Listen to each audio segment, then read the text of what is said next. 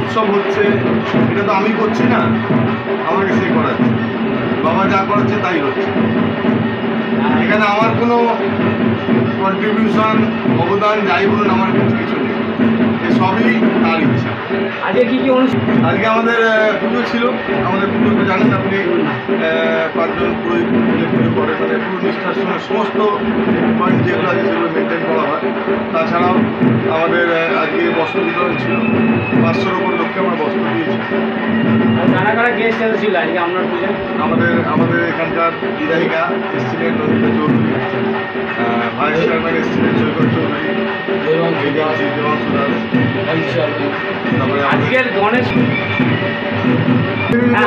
বলেন, তাহলে আমি তো কামনা করব যাতে এই ধরনের উৎসব যতদিন বেঁচে থাকবো করে যেতে পারি, মানুষের উৎসাহ দিতে পারি মানুষকে, আর কামনা করবো মানুষ ভালো থাক, সুস্থ থাক। আমি বাবার কাছে একটাই প্রার্থনা করি, জ্ঞান দাও, শক্তি দাও, ভক্তি দাও, সকলকে সুস্থ রেখো।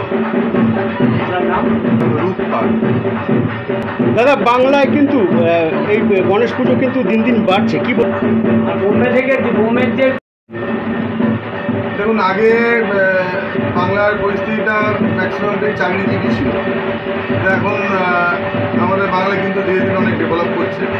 বহু ব্যবসা এখানে, ছোটো বড়ো বহু ধরনের ব্যবসা এখানে হচ্ছে। ব্যবসায়ীরা ব্যবসা শুরু করতে গেলে গণেশ ছাড়া তো হয় না। যেমন যে কোনো পুজোর মানে নাতনি হচ্ছে গণেশ পুজো। ব্যবসা, আপনার কোনো ব্যবসা শুরু করতে গেলে কিন্তু লক্ষ্মীগণের দিয়েই শুরু হয়। তো ব্যবসায়ী যেখানে বাড়বে সেখানে গণেশ পুজো বাড়বে। আপনার আমরা গত 4 বছর আগে শুরু করেছিলাম। আমি আগেও বলেছি, এখনও বলছি, আমি জানি না, বাবা করাচ্ছে। এই মূর্তি এটা দেখছেন এটা আমরা রাজস্থান জয়পুর থেকে নিয়ে এসেছিলাম। এই মূর্তির জন্য আমরা ওখানে 7 দিন ধরে ঘুরেছি। তো কিছু দোকানদার আমাদের বলেছিলেন আপনারা যতই ঘুরুন, যার যাবার, যে বাবা যাবে সেই যাবে, যে মূর্তি যাবার সেই যাবে। তো আমরা অনেক ঘোরাঘুরি করে, যাই হোক, যেনার আশা ছিল উনি এসেছেন। তো সেভাবে শুরু হয়। তারপরে আমরা প্রতিষ্ঠা করি, সমস্ত রকম নিয়মকানুন মেনে এভাবে করা হয়। আমরা প্রতিষ্ঠা করি। ভালোই লাগে, আমারও সেরকম ভালো লাগে। বিশেষ করে ও দেখলে খুব পছন্দ করে, ওর পাশে আমি আছি। আর এখানে একটা চিন্তা ভাবনা আরও নতুনভাবে কিছুভাবে যদি মানুষের পাশে দাঁড়ানো যায় সেটা চেষ্টা করব। আমাকে অত্যন্ত সম্মানের সঙ্গে এই পুজো মণ্ডপে বলুন বা ওনার কাছে যে কোনো সহযোগিতার জন্য আমি আসি, উনি সহযোগিতার হাত বাড়িয়ে দেন। শুধু পুজো বলে নয়, ওনার যে সোম টেকনোপ্যাক ল্যাব আছে, সেই ল্যাবে দুস্থ মানুষদের তিনি বিনামূল্যে, স্বল্প মূল্যে বিভিন্ন পরীক্ষার যে প্রারম্ভিক টেস্ট যা দিয়ে রোগের নির্ণয় হয়, সেই রোগ নির্ণয়ের রক্ত পরীক্ষা তিনি হয় স্বল্প মূল্যে নয় বিনামূল্যে মানুষদেরকে করে থাকেন। এবং বছরে 2-3বার উনি হেলথ চেক আপ ক্যাম্প করেন। এবং জলপাইগুড়ি বলুন, বিহার বলুন, উড়িষ্যা বলুন, তার বিস্তৃতি ঘটেছে এই গণপতি বাবার দয়াই তিনি।